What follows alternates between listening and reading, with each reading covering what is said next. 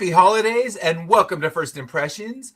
This is a show where my co-host Dash Hooper and I evaluate a new album each week. And this week, we're going to be talking about our second Christmas album on the show. And it's not the Jethro Tull Christmas album. It's the Sharon Jones and the Dap Kings. It's a holiday soul party, which was released in 2015. So, Dash, how's it going? It is good, and Merry Christmas and Happy Merry Christmas, holidays. Happy New Year. Yeah, happy holidays to all. Happy Hanukkah. And yeah, this is episode 50. Wow. 50? We cracked episode number 50, which is crazy to think we've talked about 50 albums, the good, the bad, and the ugly. We've heard them all. So yeah, we're gonna see, where does this one fall? Is it naughty or is it nice? We talked about Jethro Tull last year, which had some moments. I mean, I'm not gonna completely tear it apart, but I guess here's the true testament. When I was bringing out the holiday music for the year, I did not once reach for the album, the Jethro Tull one. So that is right. So we got to think with this one, are we going to reach for this one? And we don't want to spoil it. We're going to kind of unfold like we always do. Yeah. But will the Sharon Jones album, when this Christmas season ends, because of course I've played it a bunch of times now. I drove my daughter out to Tucson, Arizona yesterday. And I told her, hey, in the car, we got to play this album at least once because I got to get my last listen through of it. And this time she wasn't like, it was, oh yeah, cool. Cause she enjoyed it too. So that, minor spoilers, but yeah, we'll dig in like we always do. And for our background, I guess it's kind of easy because we have talked about Sharon Jones and the Dap Kings. If you did tune in, we talked about them. That was one of our earlier episodes. That was one of our earlier. Yeah, I will, when this gets put up, because right now we're pre-recording it, we're not live. So when it gets put up, I will put the link to that one in the chat of this episode. So, history of Sharon Jones. Let's dig into that again for those people who may have missed it the first time. And judging by the numbers on that show, most of you missed it the first time. So here you go. Second time's the charm. Please find Sharon Jones. We said it last time. We're going to say it again this time. So yeah, Sharon Jones. I had it, and then I pressed the scroll down button instead of the little arrow. But yes. All right. So Sharon Jones and the Dap Kings were a popular band that helped revive the soul movement that was popular more in the 1960s. And what she did, she was, for a while, she's always had an incredible voice. And if you've heard her sing, her voice is just spectacular. But when she was just starting, she was singing in wedding bands all through her 20s and 30s. She sang in wedding bands. She was working as a prison guard, a bank security guard. And when she was 40 years old, she was discovered by the Daptones founder Gabriel Roth. In 1996, he found her and signed her immediately after multiple labels had rejected her for being too old, too short, too fat, and no one wanted her. And with a voice like that, it's crazy to think that record label after record label is just telling her, no, thank you.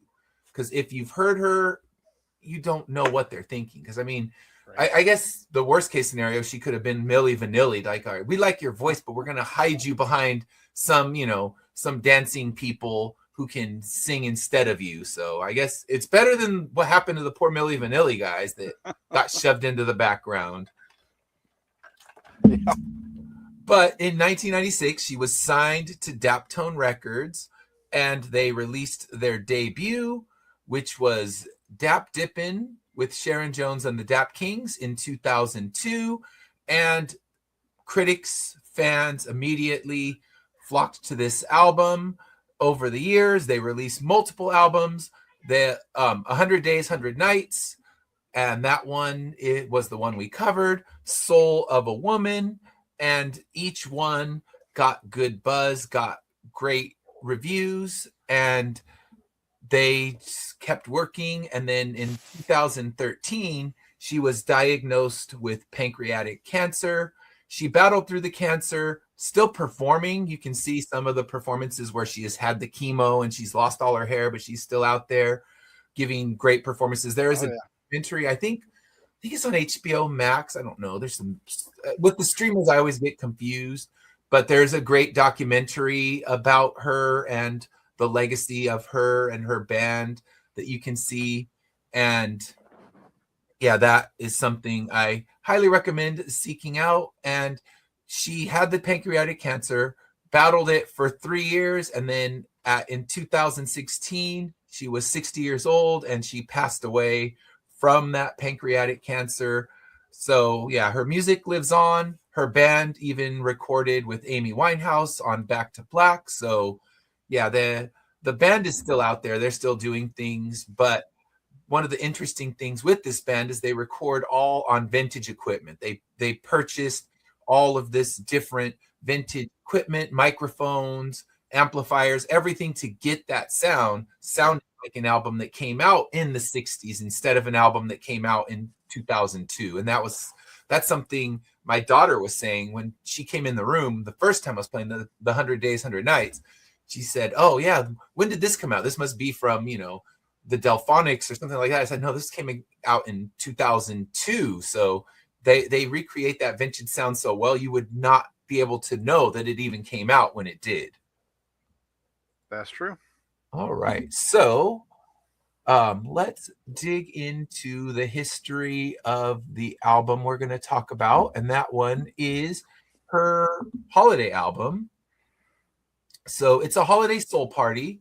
It came out on October 30th, 2015 on Daptone Records.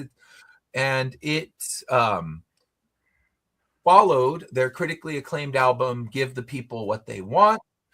And their concept was to make a holiday album steeped in classic R&B, soul, and funk, while still applying the vintage Daptone sound. And they wanted to create holiday standards or recreate holiday standards and write some of their own original songs. So they made a funk-inspired Hanukkah tune. There's I think 4 originals on the album. I believe there's 4 originals. Hanukkah, and my favorite we're going to talk about here in a minute, Big Bulbs. Big Bulbs. There ain't no chimneys in the projects. And then I think the Holiday Soul. Yeah, so yeah. Soul. 4. Or just Another Christmas Song is the original. So there's 5 originals. Although Holiday Christmas Song, I guess when we get to it, because we'll talk about that one. I liked that one. It's kind of a mishmash of songs, but still technically an original. Yeah. I mean, if any of those people were still around to sue, you could get sued for that one. But then again, most of these Christmas songs, if the people are still alive, you just like, here's the money that we're gonna get for this one. I have a question, and this is kind of, well, not so much a rant, but like in art,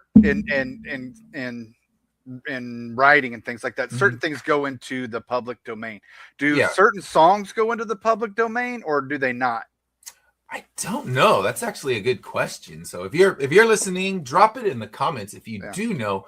I would imagine. I mean, I know maybe it's the same timeline as books, but then again, is there like first you take a song that was released, I don't know, one of the older Christmas songs. I mean, I don't know when Silent Night was originally released. Like that, yeah. But is there anyone left to pay if that one gets used? I just don't know. That's a good question. And Christmas songs seem to be on a different level where it's kind of they get recorded, and I don't know. I mean, I'm sure someone needs to get paid for it, but do the artists get any money if they've reached public domain? So that's a good question. Can a song reach public domain just like any book, poem, anything like that eventually reaches public domain? That's why I'm writing books in the Lovecraft universe, because it's all reached public domain. There's no one in the family that needs to get paid, so you can release, like Travis did, an anthology about Cthulhu, and nobody's going to come and say like, all right, give me some of that money. So maybe Right. Silent Night's one of those songs where they can release it and no one's coming around saying, oh, pay us for this, whatever song it is they use. So that is a really good question. Curious, I'm not sure. So reviews for the album, there weren't a lot of reviews is what I found, but it did actually get on to Metacritic. So Metacritic, it's at a 74, but that's based on 14 reviews. So it was generally positive. It was praised for its authentic soul and funk energy and its ability to, refresh holiday standards. And also a lot of the critics seem to enjoy the originals. Some of the critics found it too cheesy. Those were the ones that were more uneven in their reviews. There were no outright bad reviews. I think the worst numbers that it got on Metacritic were 60. So that's saying it's what is that? Like it's still a good song, but 2.5 stars, I guess. Yeah. So yeah, something like that. And then I need to go talk to those critics. Yeah, no, come on now. Have you heard some of the bullshit that's out there on Christmas? Come on, critics. Just go listen to another Christmas album and tell me what you think about this now. But yeah, they said that they found them not original, and I'm thinking, I don't know. Some critics though, they live in the world of snark, and they're just looking for ways to to criticize and tear apart and not objectively look and say, okay, I'm looking at a Christmas album, I need to judge it as a Christmas album. You don't judge a Christmas album the same way you judge another album that would be released. And this one, I believe, was their last release that was released when she was alive. They might have done posthumous stuff. I know that there's always stuff to dig out of the vaults, and I'm not entirely sure if they did any kind of vault recordings, but this was the last thing that she recorded before her death, because it was 2016 was when she passed, and this was released in 2015. So I'm sure that the cancer was pretty bad when this was released, because it wasn't that long afterward that she passed away. So our background, what's your background with Sharon Jones? Just the knowing that she, we listened to the album earlier this season earlier this year. Mm-hmm. That was my first taste of Sharon Jones. I knew the Dap Kings, obviously, because of Amy Winehouse is one of my favorite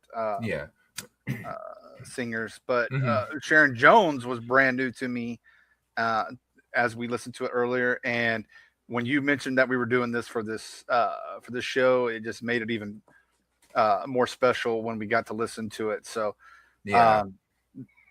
very happy that we got to experience Sharon Jones, at least for me. That's been same for me. It was one of those things where I discovered her while listening to a podcast. It's the 60 songs that explain the 90s, and the host Rob Harvella was talking about an Amy Winehouse song. He was talking about Back to Black, but in discussing the Amy Winehouse song, he spent a lot of time discussing Sharon Jones. And if you ever listen to his show, he kind of starts one direction and then eventually segues into the song he's actually covering.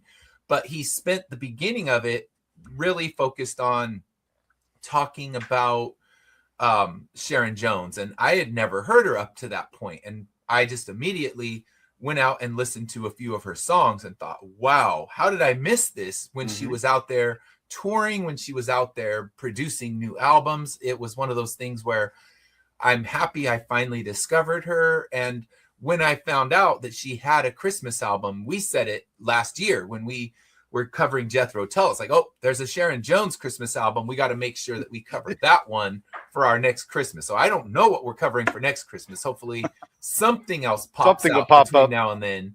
So yeah, but instead of talking about our overall thoughts on the album, because we'll just give away how much we like it. I'm thinking that. What are your thoughts here? I was thinking about this yesterday. What to you makes a good Christmas album? Well, first off, this is not the Christmas Star. I know everybody probably thinks that it's a Christmas Star. What I love about this one, and I'm going to talk about this one specifically just for a second. This was released in 2015, Yeah. but the cover of the album really hits me and the nostalgic vibes of the 60s and 70s covers of Christmas albums. So that's what I love about this one. I'll give that away right away. But for me, for a Christmas, I posted some stuff yesterday. Like, do you like lights or do you like music? And I like music. And here's the reason why. I want to feel that warmth of the season. And lights can do that. But music, I want to feel whether it is 80 degrees like it is here today, but still feel like I'm in that chilly, cold Christmas vibe. Yeah. And so that's one thing that I'm looking for on Christmas albums. And I want to be able to not only hear the standards, but in this case, you know, in certain cases, hear brand new Christmas songs that we've never heard. And I think that's, you know, a lot of the times you'll see some of the recording artists do the standards, and Michael Bublé, for example, love his voice, love his Christmas albums, but it's always the standards, and it's always he might drop a new one here and there. I want an album that gives me half and half, like this one did. I want to be able to enjoy the old-fashioned Christmas songs that I grew up on, but give me something new, that I can add to my annual listen to Christmas music. So that's what I look for. You know, I still want to feel the Christmas vibes and all the warmth and hugginess. And first of all, I'm a huge Christmas fan. I can listen to Christmas music all year long and never have a problem with it. Same with movies. I can watch Christmas movies all year long. That's what I look for, though. I want something that makes me feel like it's Christmas all the time. And that's so a lot of the standards do that. But I'm looking for songs that really bring me into, and that's what I enjoyed about. The people will laugh at me. Some of the 90s Christmas albums especially from country, because they did do a lot of their own Christmas songs. You know, these guys were going into the recording studio in the middle of July, probably, you know, June, July, and trying to make you feel when the Christmas album drops in November or December, you're making you feel it. And so they're singing Christmas songs, and that's what I love. That's just me, but that's just the Dash thing. Yeah, and I agree. When you talk about a good Christmas album, it's got to bring the vibes of Christmas. And I love to hear a band give the original something new, because what I think about when I think about Christmas music is, for at least a month of the year, probably more like, you know, a month and a half, it's going to be played everywhere. Every gas station you walk into, every mall, every grocery store is going to be blasting the Christmas music. And you have to say, is this something I want to hear blasting from the mall, or is this something I want to hear blasting from the gas station? And a great Christmas album is something that you do want to hear, not something that's been overdone, overplayed. And you know, people talk about the whole Mariah Carey of, oh, it's overplayed, I don't want to hear it. But in the end, the reason it's overplayed is because it's a good Christmas song. And it's earned its place on the mantle of always going to be played at Christmas time. And I look for albums that give you a little bit of that, reinterpreting the classics, making us want to hear them again.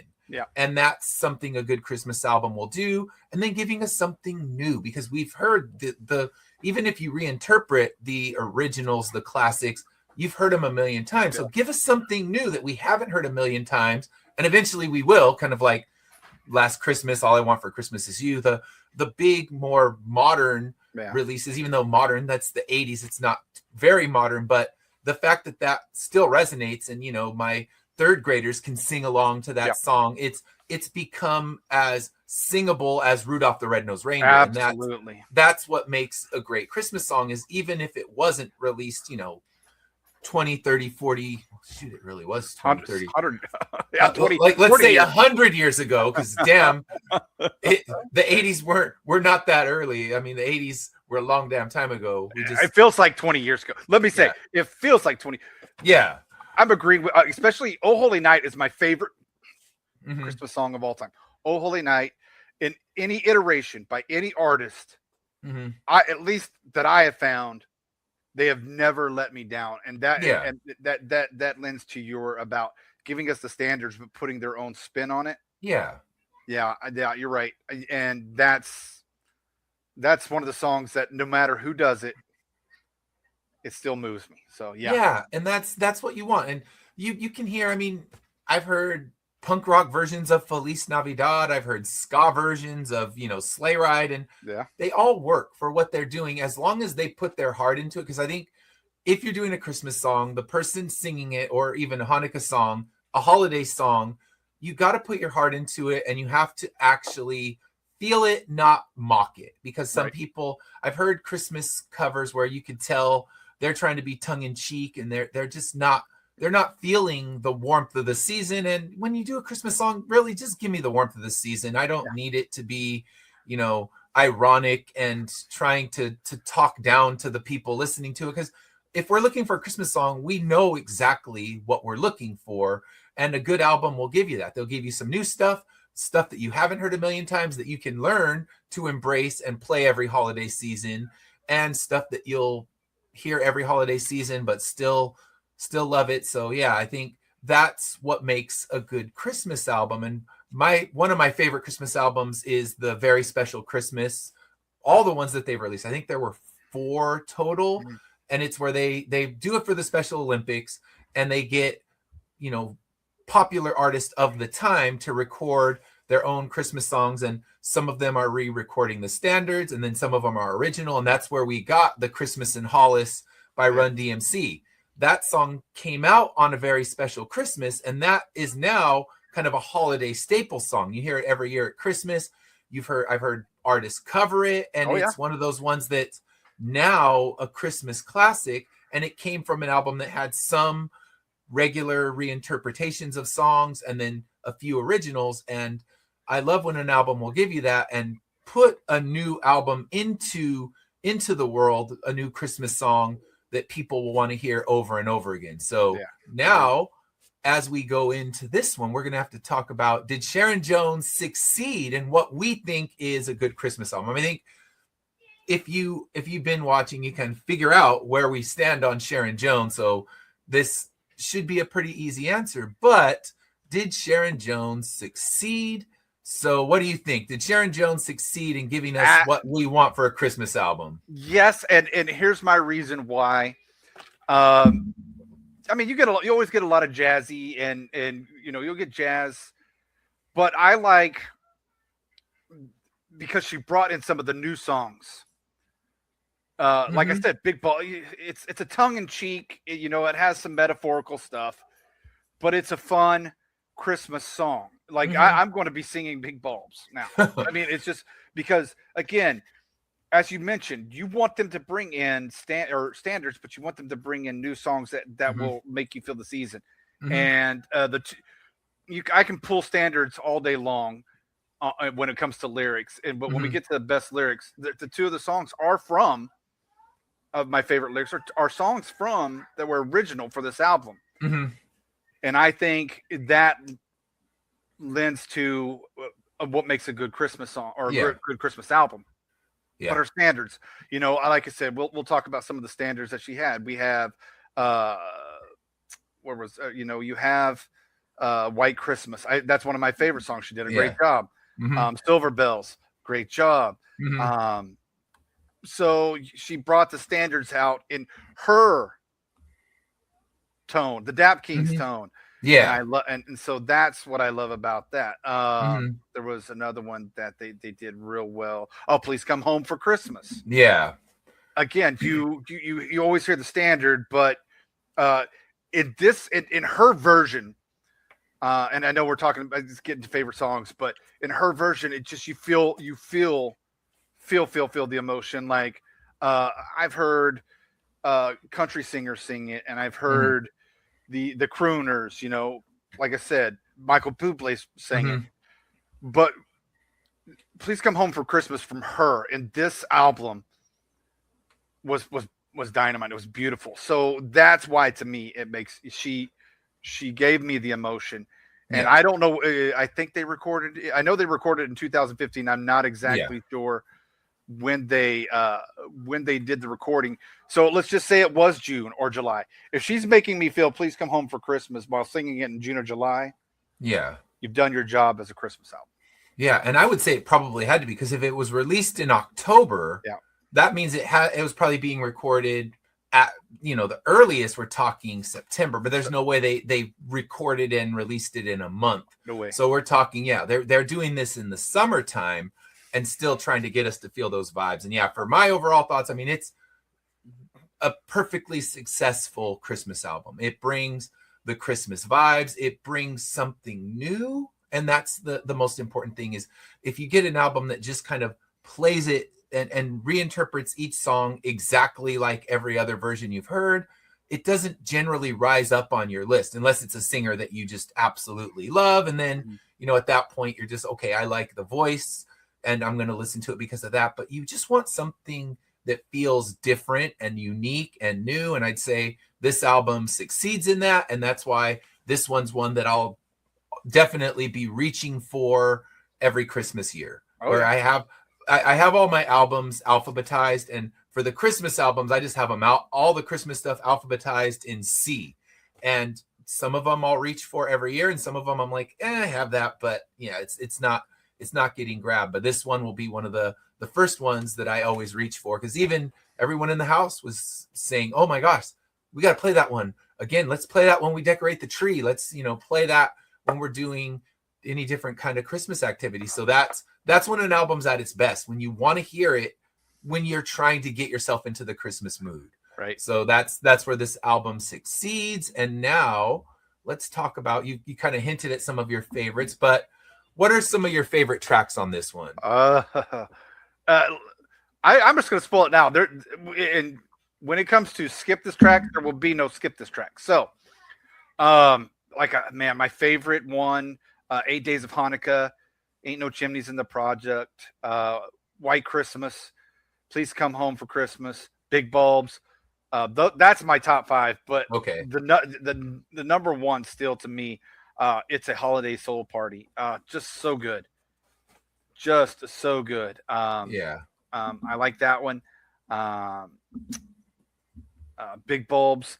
It's hard to say. I mean, this is that Christmas out, or this album, as we go through, as we gone through the year, we're always like, well, what's your favorite? What's your favorite? Listen, guys, this is a beautiful, non-skippable album, and it's hard to say which one is the best track. Yeah. But if I had to say best tracks, and I did, which I did, 8 Days of Hanukkah, really good. It's very joyful, and it celebrates the Jewish tradition without being a parody. Like I love Adam Sandler, but let's be honest, that's a parody of the and he is Jewish, but it's a parody. But Ain't No Chimneys in the Project is another one that was so good, because it tells a story. Like this could be a song that tells or it makes a movie, like White Christmas. Like this is one that could be a movie. And I'm sitting, as I'm listening to this song, I'm just like, I'm picturing it, and that's what music is supposed to do. So I enjoyed this. So those are, I could just literally say the entire album is my best track. Yeah. It's one of those albums that kind of works that way, where you listen to it and nothing is standing out as, oh gosh, get this off. I can't listen to this anymore, because I think wisely they don't try to bring ain't no chimneys in the projects. That one, it could be, if done differently, somber and depressing, but they don't go for that. They keep it upbeat, they keep it happy, and kind of showing in the end what how she discovers that it was her mom all along, keeping that Christmas cheer in the house when there was a lot of surrounding things that could have been depressing. But instead of the Jethro Tull, let's make the most depressing Christmas song, or the Gordon Lightfoot, let's make a depressing Christmas song, or John Denver, the the was that Don't Drink This Christmas. Don't Drink This Christmas. Yeah. Yeah. I mean, you can write an absolutely depressing Christmas song and I never want to hear it again. Yeah. It's one of those things where I'm not here. We were talking about it with what makes a good Christmas album. I'm not here for the downer, depressing Christmas. You can live those. You don't need to revisit those in song form. It's like everyone's had a depressing Christmas, I'm sure, because things happen. There's, I've had deaths in the family around Christmas time, and when you're having that, you especially need the more upbeat, happy stuff to kind of help you get out of that hole. Not, I'm going to sit here with a bottle of whiskey and be depressed with John Denver. No, I don't need that one.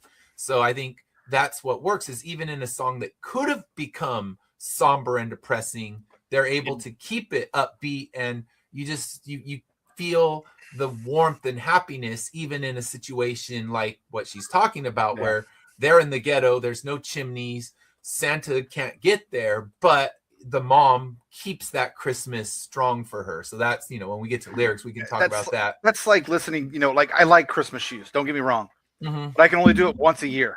I'll listen to it to say I listened to it because I listened to all my Christmas songs, but I don't want to hear it again because, and I understand the meaning behind, I totally understand the meaning behind it, but I want to be, again, upbeat. I don't want to listen to Blue Christmas but once. Yeah. You know what I'm saying? So yeah, I agree. They could have easily turned this into a somber and down song. But yeah, that's why it sticks out to me. Yeah.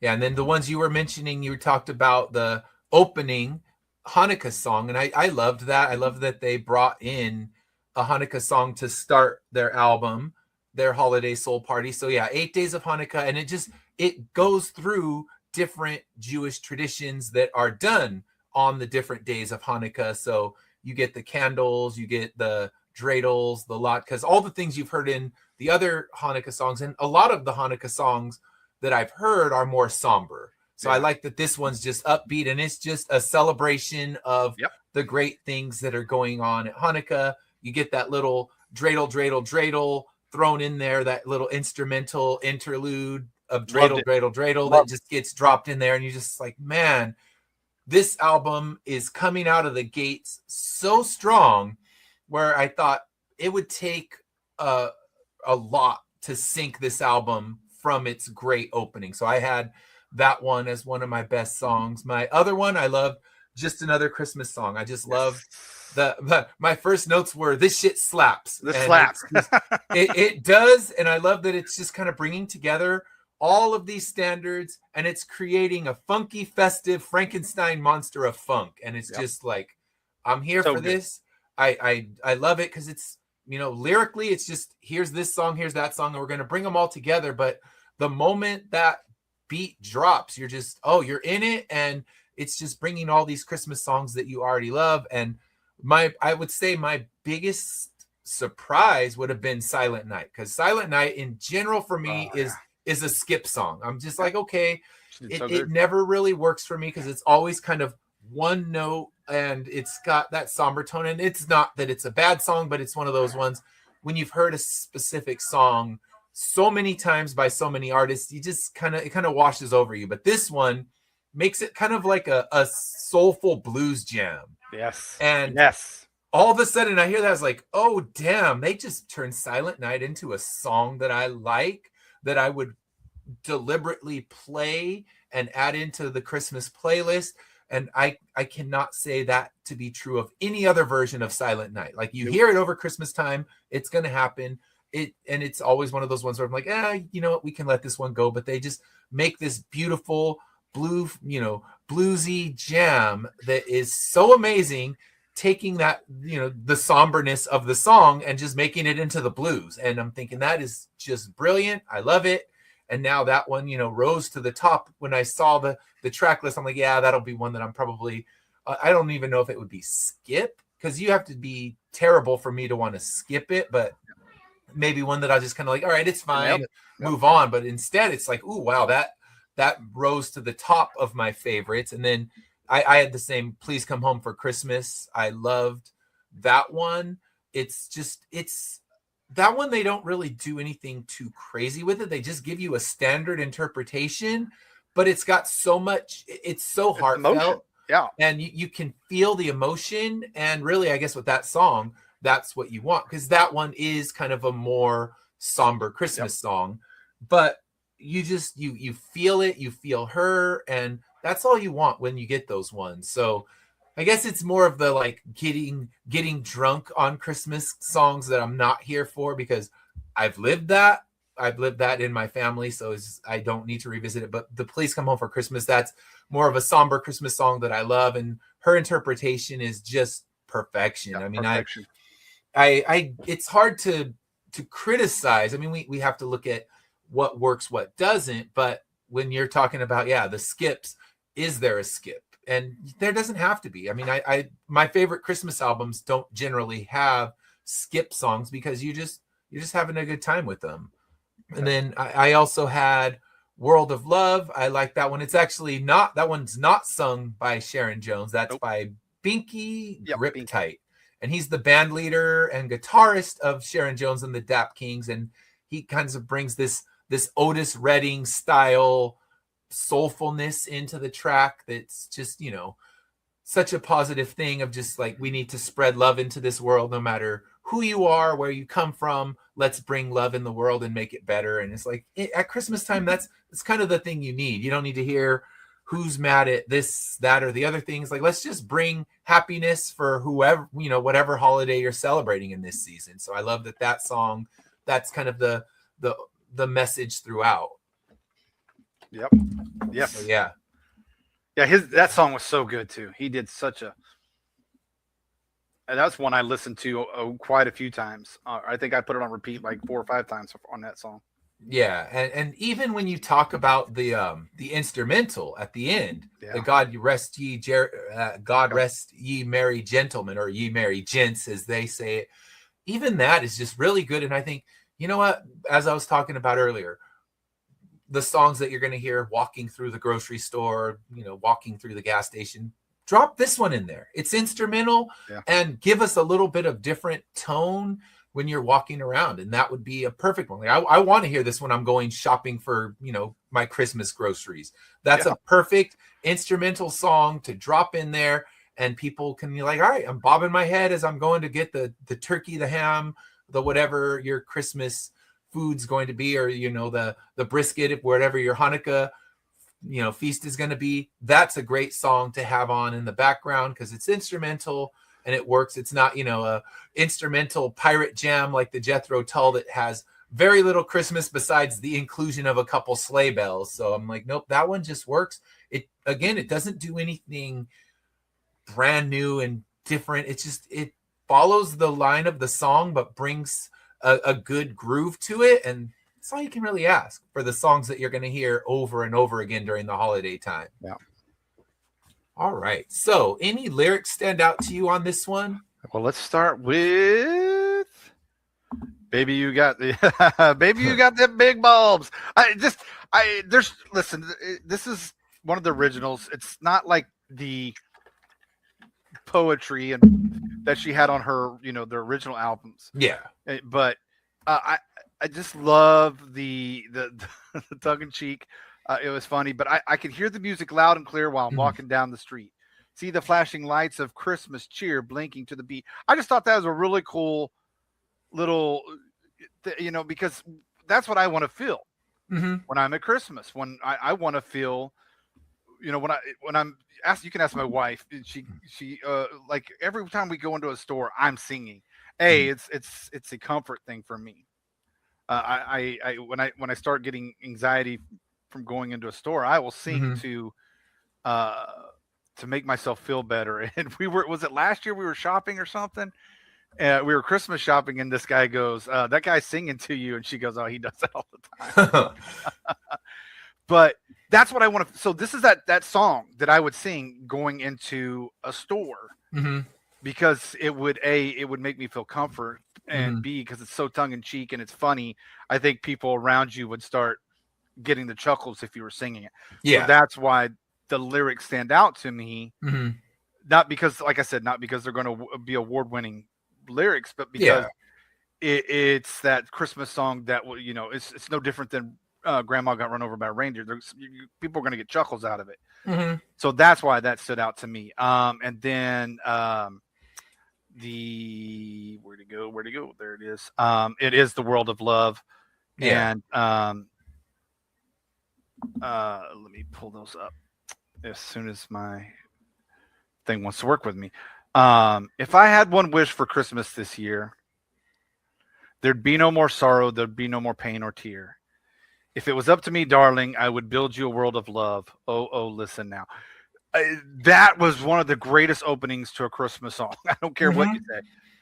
And like you said, he did so good singing that song. It is, it pulls a little bit of away from what the whole album was, but it fits perfectly on this album. And that was just the opening verse, but that entire song is, and I'm sure you probably have that one as well. Yeah. And then I just love, you talked about it, just another Christmas song. It brings all of the Christmas standards into it, but it's beginning to look a lot like Christmas. Happy Herald Angels Sing. The red-nosed reindeers riding high. I just thought that was cool. The way those are not three that you're going to throw together in a song, but it's just it just really cool the way they pulled it in and tied all the standards together. So, and Let It Snow, oh oh oh, Let It Snow. Just a good song. Just all the lyrics on those. And I know that I could pull out a lot of the standards. And just, but those are the ones that stood out to me, and especially the World of Love. Love it. Yeah, that one, I had those same exact lyrics in there. So I would also grab from 8 Days of Hanukkah. So it's 8 Days of Hanukkah, every one of them glows with love. So I like that, and I just like how they go through day 1, day 2. So it goes through each and every day and things to do. So day 1, time to light a candle for those Maccabees whose oil did burn and burn. So they really go through it. Like you said, the Adam Sandler one is more of a parody. It's, he did it during one of his comedy shows. And there's nothing wrong with it because there's a smaller selection of Hanukkah songs. So that one, makes its rotation every single year. But this one, vastly superior. If you're going to play a Hanukkah song, grab this one. It's got, the standard Dap Kings beat and rhythm to it, which you can't go wrong with. And then it's also just kind of going through and talking about the exciting things that you would do during Hanukkah. So I love that. And the fact that it's just going through day 1, day 2, day 3. They literally sing every single day of Hanukkah and the things that you would do.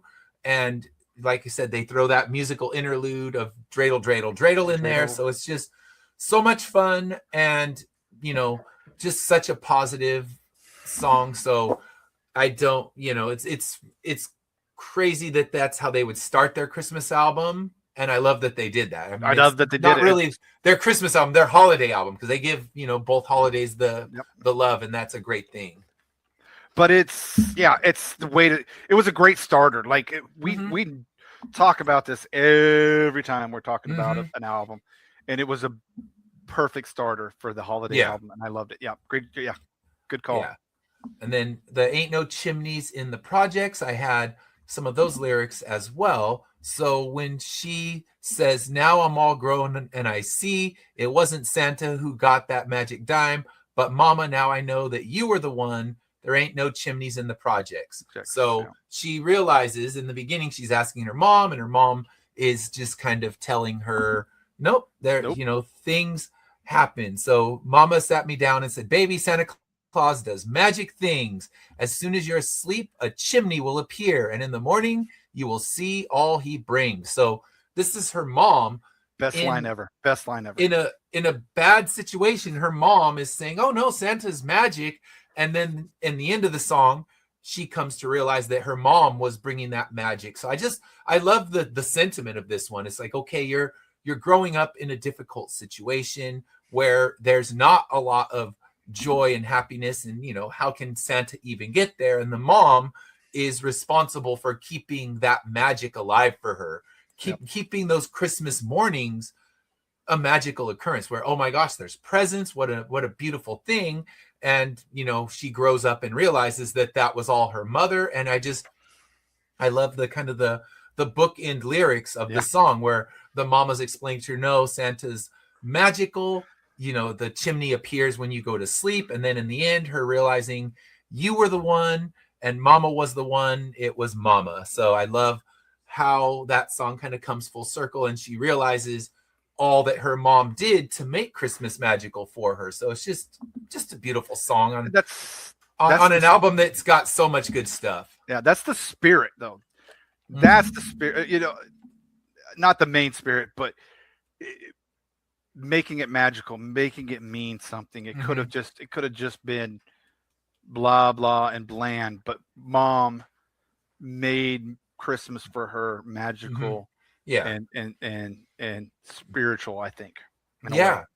Yeah. You got to love that that's, you know, where they bring that song. Because again, it could have gone the, you know, don't drink this Christmas somber route and just like, yeah, there were never presents under my tree. Christmas was never fun. And you could hear that song and know that, okay, it's coming from a real place. Yeah. And this song is also coming from a real place, but the fact that the magic was still there, even in a place that wasn't ideal for her, she took it a direction that I was more surprised by, but I love how it went there. Absolutely. All right. And let me see. I'm trying to see if you grabbed that one. And then, yeah, the other lyrics, I think the ones I had written down are the same ones you had. But yeah, it's just well worth playing. I mean, like I said, we could go through the standards, but by now, you know the lyrics to those ones inside and out. So we don't need to. If you want to know the lyrics to White Christmas, look them up. They're the same as they've always been. And even on this album, they're the same as they've always been. But it just... She brings her vibe to every one of them. And that's the best part. It's absolutely the best part. Yeah. Like, I mean, I think about... I didn't mention it because if we could have done best song, I could have been like the album, and that's that. But I love their little drummer boy as well. Oh, funky little drummer boy! So that again, if you're out there listening, that is one of the ones you go put on.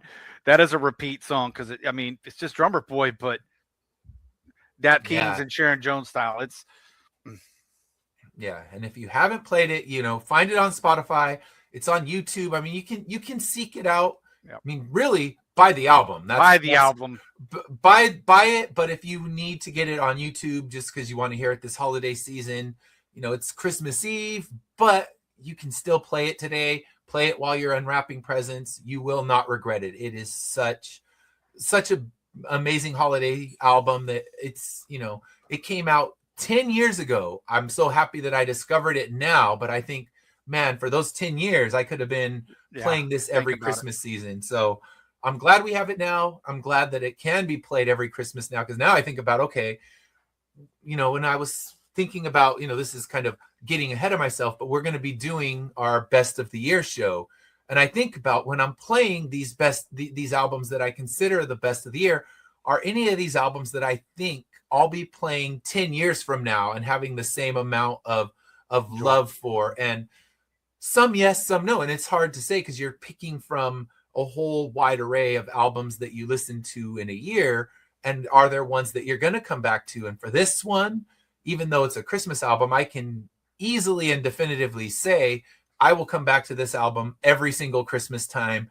It'll be played multiple times and it will be in a permanent Christmas rotation. As long as I have a Christmas rotation to play, and when I'm pulling out the vinyl of the Christmas albums, this one will always be played. And yeah, you know, hopefully my kids will play it, keep it moving through their time. Because both of them heard it and were equally enjoying it. This was one of those ones with a lot of the times the album of the week clears the room and nobody wants to hear the rest of it. Where this one, people kept coming in and, ooh, what's that? That sounds so good. And yeah, this album will be on a permanent rotation for Christmas time. And that's the strongest thing you can say, is that you would always want to hear it when Christmas rolls around. So yeah, I mean, it's just every song you can find another one that's really good. So now I guess our easy category, any skips on this one? Not at all. It's just really the lineup is perfect. The song choices are perfect. I don't change a thing about this album ever.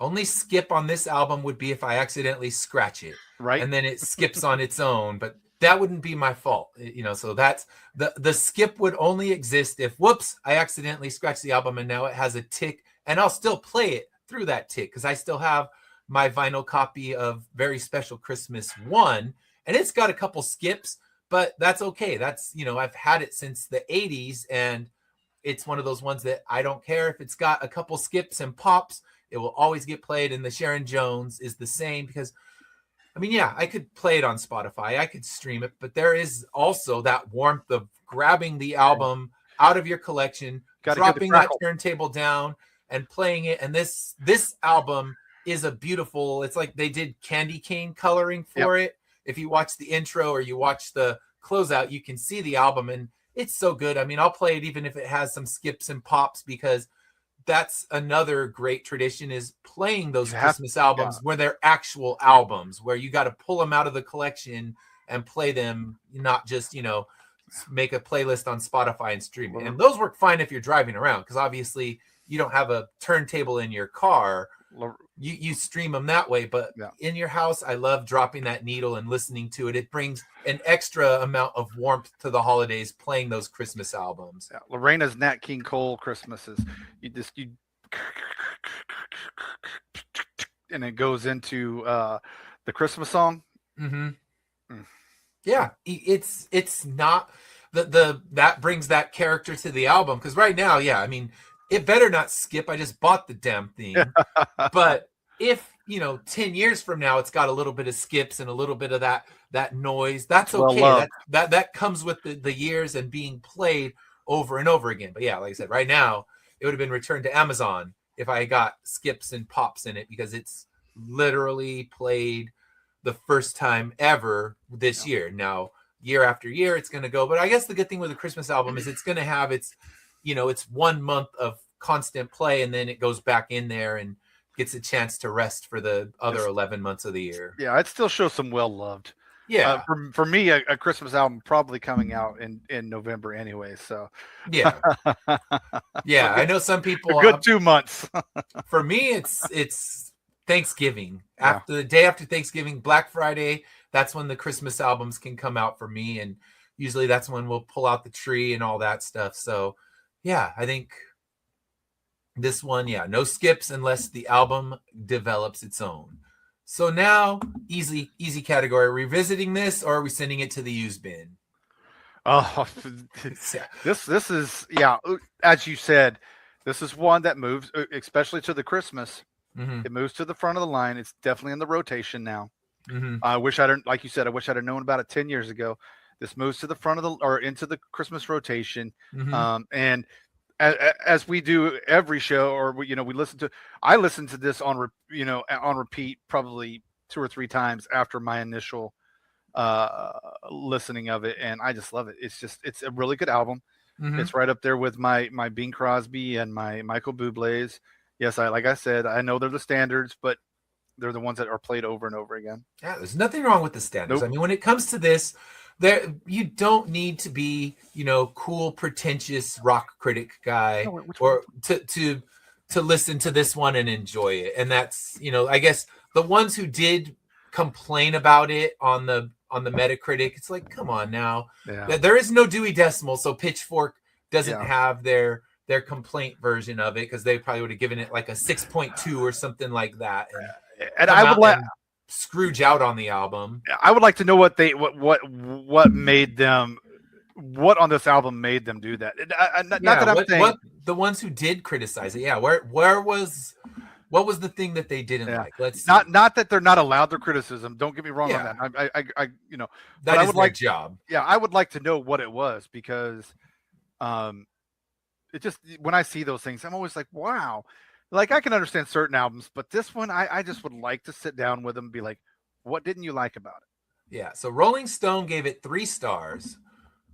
And let's see. Let me see if I can find what they... It's ridiculous anyway, so... Yeah, all right, so... Well, I don't think any of those things will ever give a 5-star to any Christmas album. That's No, I don't think that's going to happen. So Rolling Stone does say it's a playful and funky 11-track set filled with both originals and unique takes on traditional Yuletide standards, rich melodies and arrangements, courtesy of the Dap Kings. And then they say Ain't No Chimney in the Products is a pointed piece of holiday-themed social commentary. And I guess that one was originally released in 2009. I didn't know that. Didn't know that. So, and then they say Funky Little Drummer Boy, White Christmas leans more towards Ike and Tina. And I heard that. I did write in some of my notes, oh, this is very Tina Turner. And then they said it's a stirring rendition of Silent Night. So honestly, I'm reading the review.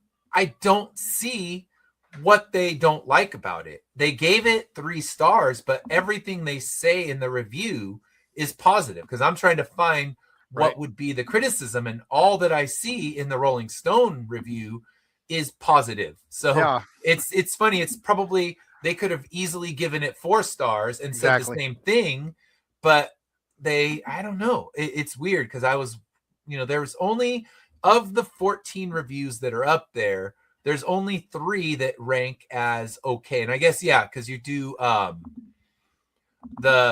if you do a 3-star, that means you have some things to complain about, but Rolling Stone doesn't put any of theirs in there. And the other 2, you can't get to the actual article. And the Q magazine, which is one of the ones that gave it a 3 stars, they say only the flintiest hearted won't respond. And then the Mojo, which gave it 3 stars, said that their version of White Christmas is frenetic. So I'm not seeing what they actually don't like. Maybe they just can't give a 4-star to a Christmas. Maybe they just can't. Maybe that in the rules somewhere, they can't give a 4-star to a Christmas. Yeah, because I read that entire Rolling Stone article right now, just very quickly, and it really says nothing bad about the album. It instead is kind of praising the same things that we were praising, and then gave it 3 stars. So it seems like kind of an arbitrary grade. Where it does. I hear no criticism. So it has to be written in the rules that they can't give above a 3-star. Yeah, because everything in there, everything I'm reading, is just saying that it's really good, and it's they're calling it just another Christmas songs, a witty, groovy toe tapper about succumbing to the holiday spirit, and it's the perfect party record for those who reach for Phil Spector over Johnny Mathis. So, all right, then you go and just slap 3 stars on it, which that's in the Metacritic universe gives it that not great album. It's all right. You're giving it a D essentially. Yeah, basically. But I guess maybe only the Bruce Springsteen Christmas album will get 5 stars from Rolling Stone. But they gave it 3 stars and then said it's really good. So go figure. And that's the only negative criticisms. Like I said, the other 2 are there. There's no link to the actual article. So take with it what you will. In the end, keep this album. Revisit it every Christmas. Every Christmas you have a new, if you're celebrating Hanukkah, you have a good new Hanukkah song you can listen to. So you have a great collection of songs for the holiday season. Start playing it in the mall. Give me something new. Mariah Carey, put her on ice for a little bit and bring Sharon Jones out to replace her. Jones out. I'm not saying retire the Mariah Carey song. Just let it simmer for a couple years. We talked about on the Saturday show. That's my thought on A Christmas Story. It's not that I dislike the movie, but it just needs a moment to relax, because I don't need 48 straight hours of it. Yeah. I'll in 5 years, if you sit it on ice, I'll come back to it and I'll be happy to see it. Not for 48 straight hours. Like, come on. Whatever network's running any Christmas movie for 48 straight hours. Do you realize how many Christmas movies exist? We don't need to see any one of them for 48 straight hours. There's plenty of good ones out there, and there's plenty of good Christmas songs out there. So let's hear Sharon Jones and the Dap Kings in the mall. Let's hear it when we're getting gas, everywhere that Christmas songs are blaring out of the PA. Get this one on there. I'm sure the employees would appreciate it, hearing a little something new that they haven't heard a million times before. So please, let's revisit this one. year and year again and let the world start revisiting it, because it's been, for us, buried for 10 years. And, for the world, I don't think I've ever heard any of these songs on Christmas radio or any of that stuff. But in defense, I don't play Christmas radio that often. I kind of build my own playlists and play them myself. So yeah, maybe it is on there and I've missed it. But honestly, I think I would have heard it at least once. But yeah, I think the instrumental is a perfect thing to throw in everywhere, because a lot of the ones you hear in the stores are instrumental versions, and you got a great one, drop it in there. That's right. So once again, we implore you, seek out Sharon Jones. We did it the first time we covered her album. We're doing it again. That's telling you something. And it's also telling me something, because as much as I said, oh yeah, I'm going to seek out the rest of her catalog, I did not. So I'm guilty myself of not grabbing the rest of her stuff. So now I got some Amazon gift cards coming. I got a couple for my birthday. It's time to get the entire collection of the Sharon Jones stuff so I can play it, because I'm willing to bet that it's going to be good. I can't imagine a Sharon Jones album disappointing me. So I got to fill up my discography and have every one of her albums. That'll be my Christmas gift to myself, is filling out the catalog and get all of her albums. All right. So next week, we will not be live. Next week is New Year's Eve, and I'll actually be out of town. So I won't be able to even do a pre-record like this one. But in 2 weeks, so I guess next week, 2 and 2, Dash and I will be coming in and talking about our favorite albums, our top 5 albums, and top 5 songs of 2025. It'll be the first week of 2026, but that's okay. We can dig through and let you know what we enjoyed, what were the songs and albums that really stood out to us. And I can say this, my list is going to be very weird, and I don't think there's anything coming from the mainstream on my list. It is very, very out there, and that, should be fun. Not from the mainstream, huh? Yeah. I know it's a shock that I would ignore mainstream releases, but last year, even though I generally don't do the mainstream, I ended up having Jack White, and I think The Cure, and those. The Cure was on there. Those are more mainstream releases. So this year, I don't know if I found one kind of legacy artist, someone like Jack White, that I loved an album of. I think I have one. No, well, I take that back. I probably have 3 from the mainstream. Yeah, I think I have 3 from the mainstream, and that's okay, because you can help me find some of the good mainstream stuff that I ignored. Because this one, it was one of those ones where getting this list together, I had to do a little bit of cramming. I just kind of went out and listened to a bunch of top 10 lists from other critics and other musicians that I really like, and I thought, okay, well, I'm going to try that album out. I'm going to try this one out. I had about 3 already solidified, and then filling in those last 2 slots. Yeah.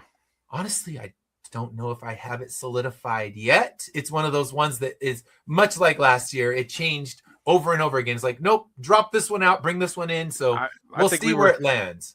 I think even up until minutes before the show, we were changing lineup. Yeah. So yeah.